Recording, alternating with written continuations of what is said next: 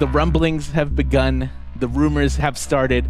Speculation season is well underway, and boy, do we have a ton to talk about today.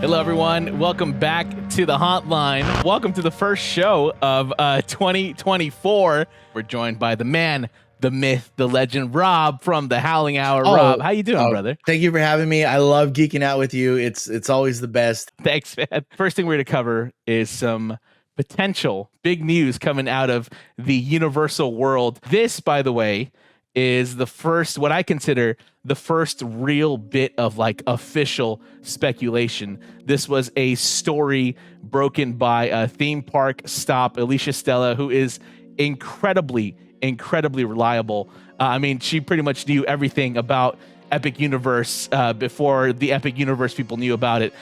So the first big part of this speculation is the potential return of Ghostbusters to HHN. So join me on this journey real quick, all right? So Alicia in her video mentioned permits for something called the Universal Mega Movie Parade. Now, this is going to allegedly feature a ton of properties that have been featured in the parks throughout the years. One of those properties is allegedly Ghostbusters. Also, there was another weird little hint that got thrown out there. A YouTuber called, I'm sure you guys have heard of him, he's pretty big, Kevin Heimbach. I'm sorry if I screwed up that name. Kevin, in one of his vlogs, went to the Orlando Holiday Tribute Store, and there was this little piece of, I guess, maybe a quote-unquote leak. I mean, it literally says, found this sticking out of a leaking package. It was a parking ticket for the Ecto 1. Universal Orlando loves to be real cheeky when it comes to throwing hints out there. So this all kind of makes me think that perhaps we will see the return of Ghostbusters in the form of the new movie Ghostbusters Frozen Empire as a house, and also Ghostbusters in general as part of the celebration in Orlando in the form of a new parade, a new lagoon show. Rob, what are your thoughts, man? Well, I mean, when we were looking at this and I was looking at everything, I was thinking, well, you know what? That feeds right into like that Stranger Things crowd. And with the newer movie, that's kind of like that crowd. So, it definitely would be a popular choice if they decided to bring that iteration of Ghostbusters to Horror Nights. Very true, Rob. Very true. I mean, there's definitely a lot to choose from there. I mean, honestly, I think all in all, I would be very excited for this franchise to come back to Horror Nights and to the Universal Parks in general. Yes. Orlando, like I said, in Orlando, they had a huge presence, giant presence there in the form of like a really awesome show that used like Pepper's Ghost. And oh, that's cool. It's a perfect fit for Horror Nights. So that's the first big official piece of speculation here. I think the next big piece of speculation, it's kind of old news now. It happened in, I believe it was in January, maybe. Yeah, it was early January. Atomic Monster and Blumhouse have joined forces. They have become one company together. Blumhouse, of course, you've got like the modern day Halloween movies. You've got Megan. You've got Five Nights at Freddy's. Atomic Monster, however, you've got The Nun. Mm-hmm. You've got The Conjuring, Annabelle. Also technically Aquaman, but that's not what we're talking about today. This definitely got the old gears turning in my head. Could we potentially see, finally, a Conjuring house at Horror Nights? Now that Blumhouse and Atomic Monster have joined forces, now that Blumhouse has a huge presence, bigger than ever, really, in the parks, could we see the Conjuring Universe at HHN? Rob, what are your thoughts, man? Oh, for sure. As far as the Conjuring, Horror Nights has such a great relationship with Blumhouse, and I think just that kind of lends itself to at least in my mind, the possibility of us getting one of those huge franchises. Yeah, it's pretty big. It's pretty big, man. Honestly, the possibilities are endless here. And pretty soon here, we're going to do a video kind of trying to predict what IPs may come to Horror Nights. But the Conjuring Universe is definitely high on my list. Sign me up. There's pretty much anything having to do with Conjuring. Just sign me up for that. Obviously, last year at Six Flags, we got The Conjuring, we got Saw. Weird things happen in IP world. Rob, do you think that's going to affect at all, perhaps seeing The Conjuring at Horror Nights? No, because I mean, for the most part, we can separate. One was at Six Flags, and if we get it at Horror Nights, it's going to be two different things, two different kind of the stories that they're going to tell. And I'd like to see what we could do in a Conjuring soundstage house. That especially with a Horror Nights budget. Yes. Like, I mean, last season we did the Unmasking the Horror tour in Orlando. Okay. And for Orlando, they revealed that their houses out there have $1 million budget. $1 million each, y'all. That's 10 of them in Orlando. $10 million they drop on houses alone. And let me tell you, it shows. So our next bit of news, John Murdy tweeting away as he does, as always. John has actually got some pretty interesting things for us. First of all, one of his latest tweets said, finished another house treatment for HHN 24 at USH today. Came in at a respectable 97 pages. Now on to the next one. Somebody in the comments was like, wait a second. I thought we were at 8 houses or at 8 maze treatments. Does that mean that we're at number 9? Apparently not. He said that this is maze treatment number 7. So he will be currently writing maze treatment number 8. Okay. So now let's speculate a little bit. That's what we like to do, right? We love it. Yeah. We love to do it. Yeah. So 8 houses, 8 treatments. That is pretty much the event as of last year. Okay. 8 houses total in Hollywood.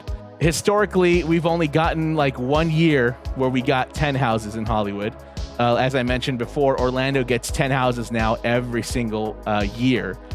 Could we see? I mean, it's all going to be up to John, and if he reveals it, could we potentially see a 9th, maybe a 10th house added to the lineup this year? The only way that I could see that happening is with the return of the Backlot.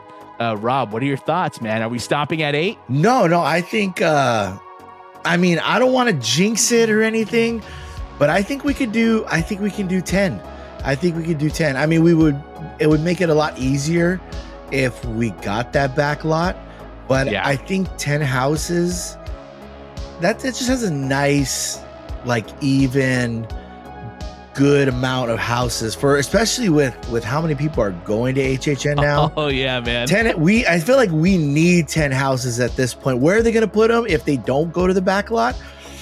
I don't know. I mean, do we still use the Jurassic Park? Like the queue? Like we could. Is that still an option? Because that you could throw a house back there. Like, I mean, you know what? We'll find a place to put a house. Like, I'm not saying get rid of the Waterworld show or the Purge show. I'm not saying that at all, but that's also another option. That's an option. Sure. So, but I think 10 sounds good to me. It does feel more and more every season like we're getting stuff like sardines wherever you go. The walkways, the queues, everything.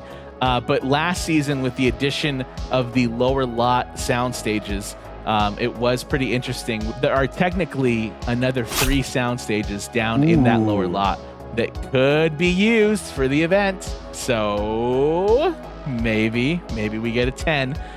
We'll keep an eye out for Murdy's tweets, see what else he reveals, if he can reveal it. And he also gave us a few more tidbits, a couple of hints. Somebody asked Johnny, give us a hint. Just write out. I mean, listen, the squeaky wheel, you know what I mean? The squeaky wheel gets the oil, and he just went for it. That is true. So John said, I spent a lot of time researching a real place that's history is mostly fiction. So that's pretty interesting. Also, HHN and stuff said, any chance you can give us a hint based on what you researched? John said, I spent a lot of time researching the Illuminati symbol and other triangular shaped symbols. Rob, what do you think, dude? What's this fool cooking up? Man, I don't know, because that's like a whole that's a whole other like cavern of things you can pull from that. So like first thing I saw Illuminati, I'm like, oh, some kind of cult thing, but he's saying the symbol, but then it's like, well, the symbols like has this deeper meaning, and you know, there's so much in you can pull from that, and the triangular shapes and stuff like that. I'm just like where's this? I mean, this guy, his mind is a treasure, and the way it works, I'm just take me on this ride. Let's go. Take me on the ride.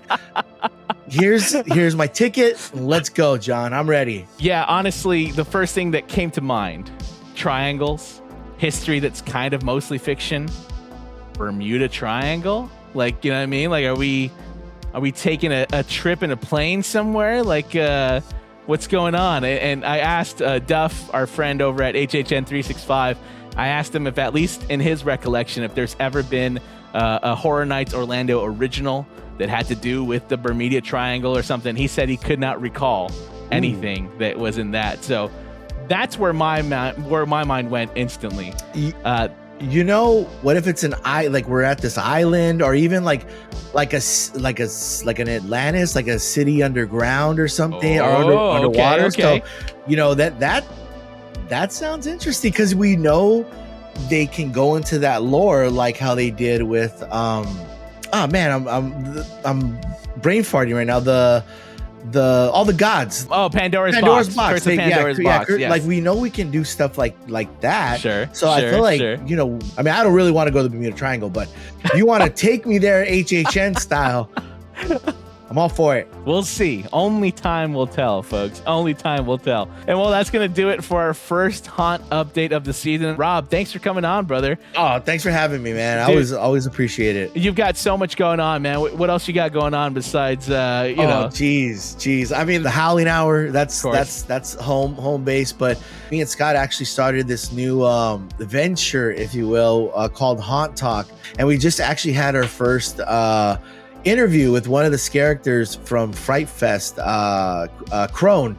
So it was really awesome, and yeah, we're having a blast doing it. So yeah, I got, and then always a pleasure to work with you, John. Always. Thanks, man.